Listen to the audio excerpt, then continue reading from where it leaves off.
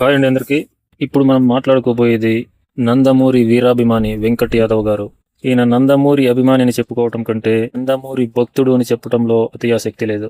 వెంకట్ యాదవ్ గారు అతి తక్కువ టైంలోనే చాలా మంది సబ్స్క్రైబర్లను, నందమూరి అభిమానులను ఆకర్షించి చాలా ఒక మంచి యూట్యూబ్ ఛానల్, ఒక మంచి మనిషిగా, నందమూరి అభిమానిగా సేవా కార్యక్రమాల్లో పాల్గొనేవారు. నందమూరి అభిమానిగా అని చెప్పుకుని అనేక సేవా కార్యక్రమాలు చేశారు వెంకట్ యాదవ్ గారు.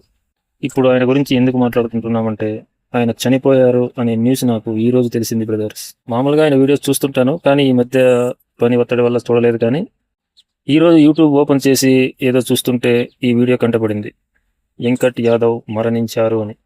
ఏంటి ఇది, ఏదైనా ఊరికే పెట్టారా ఏంటి అని నేను అనుకున్నాను. తీరా డెప్త్గా చూస్తే ఇది నిజమని తెలిసింది.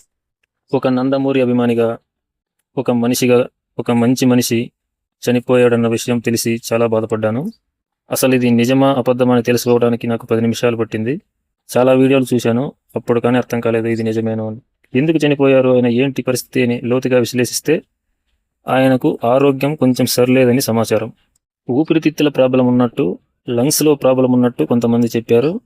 ఇది కొంతకాలంగా ఆయనను ఇబ్బంది పెట్టింది. తీరా శుక్రవారం ఆయన మృత్యువుతో పోరాడి పాపం గెలవలేకపోయాడు.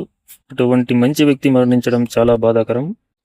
నందమూరి అభిమాని, నందమూరి మంచి అభిమానిని పోగొట్టుకోవడం నందమూరి అభిమానులకే కాదు, ప్రతి ఒక్కరికి బాధ కలిగించే విషయం.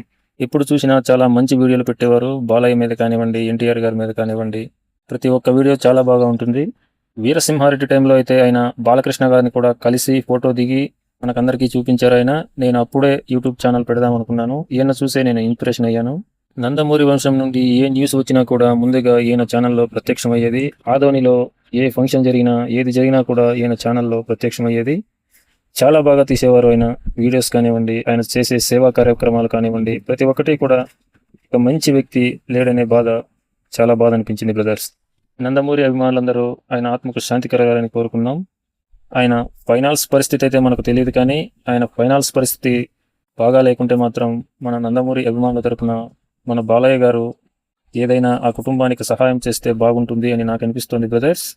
ఎందుకంటే ఇలాంటి వీరాభిమానులు చాలామంది ఉన్నారు. నందమూరి వీరాభిమానులు ఎవరైనా చనిపోతే వాళ్ళకు సాయం చేయాలి అని నేను కోరుకుంటున్నాను. ఎనీవే, ఒక మంచి మనిషి, ఒక నందమూరి మంచి వీరాభిమాని చనిపోవటం చాలా బాధాకరం. ఎక్కడ ఉన్న ఆయన ఆత్మకు శాంతి కలగాలని కోరుకున్నాం. ఓకే బ్రదర్స్, జై వెంకట యాదవ్, జై బాలయ్య, ఓం నమ శివాయ.